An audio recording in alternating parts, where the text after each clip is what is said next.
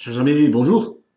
Ravi de vous rencontrer à nouveau dans cette capsule catéchétique que nous avons déjà l'habitude de suivre. Et aujourd'hui, nous parlerons de la tour de Babel. La tour de Babel, on va dire l'histoire de la tour de Babel attire tout le monde. Les enfants aiment les histoires fantastiques. Les historiens aussi qui débattent sur sa véracité historique. Est-ce que la tour de Babel a réellement existé historiquement parlant? D'où les archéologues qui sont toujours curieux jusqu'aujourd'hui. Il y a des chercheurs qui essaient de trouver, de chercher ce qui est derrière cette histoire.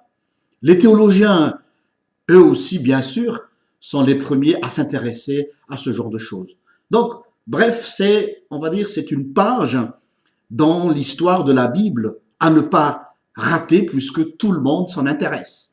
Alors, nous aussi, dans cette capsule catéchétique, nous allons parler un petit peu, mais d'une autre manière, un peu différent que ces personnes-là. C'est pour cela que nous allons en parler dans cette capsule catéchétique. Ce qui nous intéresse, c'est plutôt la dynamique dans le récit.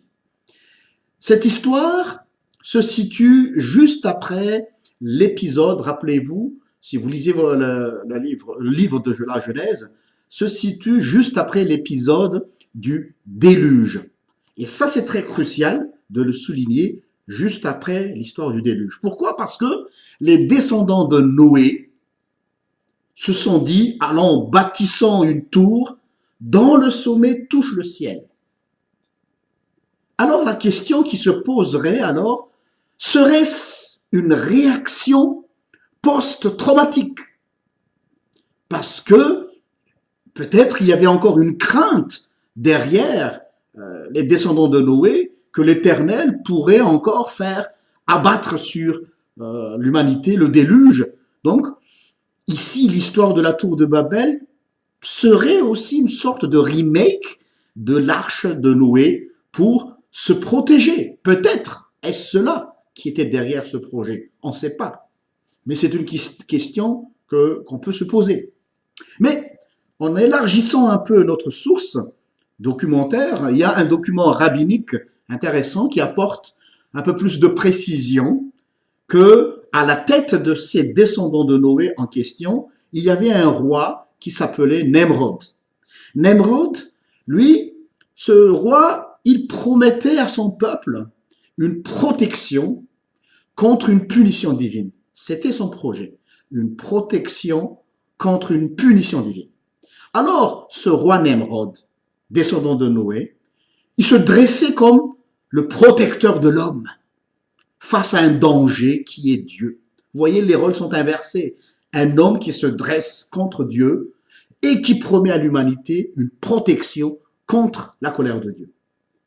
Et dans l'histoire du monde aussi, il y avait eu encore, jusqu'à nos jours, il y a des hommes et des femmes qui prétendent et qui prétendaient être le bienfaiteur de l'humanité en préservant, paraît-il, d'après ce qu'ils nous ont promis, de protéger l'homme contre un quelconque Dieu, contre un quelconque divinité qui assujettirait l'homme.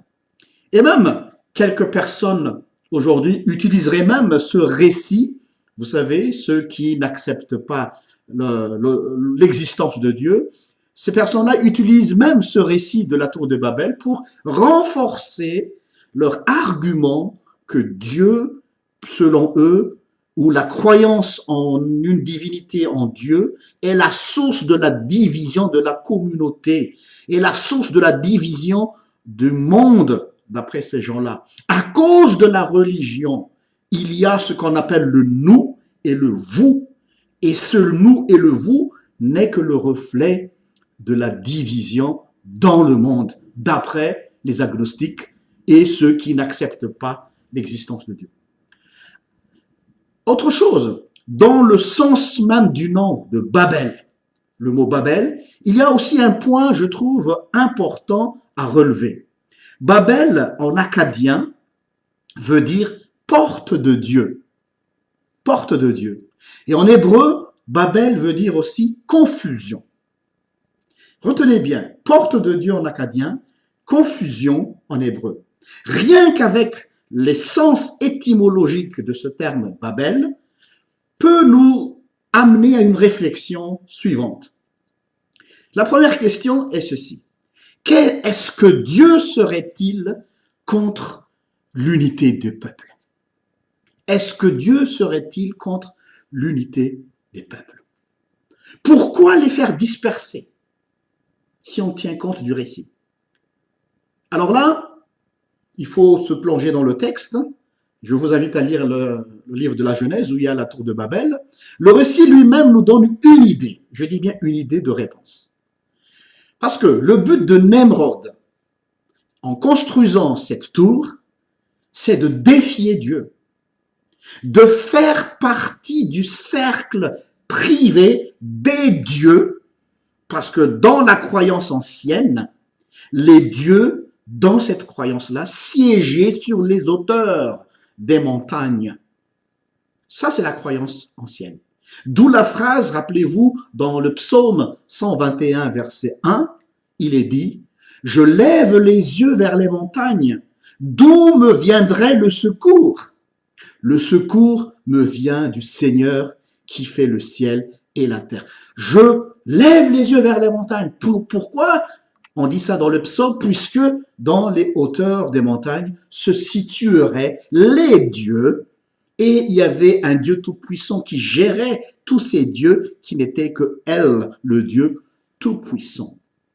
Donc, Nemrod faisait croire aux gens qu'il serait le protecteur, leur protecteur, qu'il serait leur défenseur. Mais à vrai dire, derrière l'idée de protection, il faisait vendre son idée, son projet de faire croire aux gens qu'il est là pour protéger ce peuple, mais derrière, il avait un autre plan, c'est de diviniser sa personne. Il voulait être Dieu. Et être Dieu, c'est prendre la place de Dieu et se prétendre avoir la capacité de protéger les gens à la place de Dieu. Alors faisons très attention, chers frères et sœurs en Christ, il existe aussi des gens dans nos vies de tous les jours, des personnes qui supposeraient qu'ils ont toutes les autorités, ils ont l'argent, ils ont le pouvoir, ils ont des connaissances, des réseaux, ils sont super puissants dans la société. Ces gens-là veulent nous faire croire qu'ils sont nos défenseurs, qu'ils sont nos protecteurs, mais au résultat, cela ne fait que créer des confusions, du désordre. Juste un exemple pour attirer votre attention. Regardons ce qui se passe aujourd'hui dans le monde, en Europe. Je ne veux pas faire de l'allégorie, ni de faire un raccourci dans ma façon de faire l'interprétation, mais quand même, je suis effaré de voir la cacophonie qui existe rien qu'au sein de l'Union européenne aujourd'hui. Si vous suivez l'actualité, ils se sont mis d'accord au départ de construire une union, une unité, et on nous a fait croire, on nous a convaincus que c'est dans le but de protéger le monde contre toute une idée d'une nouvelle guerre. Et c'est vrai que jusqu'aujourd'hui, il n'y a plus les guerres à l'époque comme la Première Guerre mondiale ou Deuxième Guerre mondiale, mais regardez tous ces conflits qui se passent dans le monde à cause de la mésentente au niveau de cette union. La soif de vouloir tout contrôler a mené vers une mésentente sans précédent dans le monde. Et actuellement, des langues commencent à se délier. Et quand on écoute les nouvelles, que ce soit à la télévision, dans les journaux télévisés, à la radio, sur Internet, il y a déjà des politiciens, des philosophes même, des penseurs qui disent « Que resterait-il de l'Europe » Regardons maintenant, on ne s'entend plus. Rien que pour se décider sur l'heure qu'on tiendrait en Europe, l'heure d'hiver ou l'heure d'été. Les mésententes entre les différentes composantes de l'Union européenne. Ce n'est qu'un exemple parmi tant d'autres. Mais le souhait de certaines puissances d'instaurer aussi le nouvel ordre mondial en nous faisant croire qu'ils sont là pour nous protéger. Mais dans quel but? Dans quelle fin? Quelle est leur motivation derrière?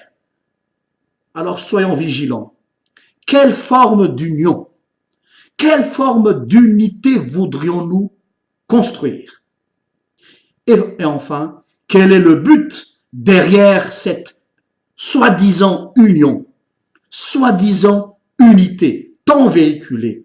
Est-ce qu'il n'y a pas là, derrière tout ça, une manipulation et le souhait de prendre le contrôle et devenir Dieu?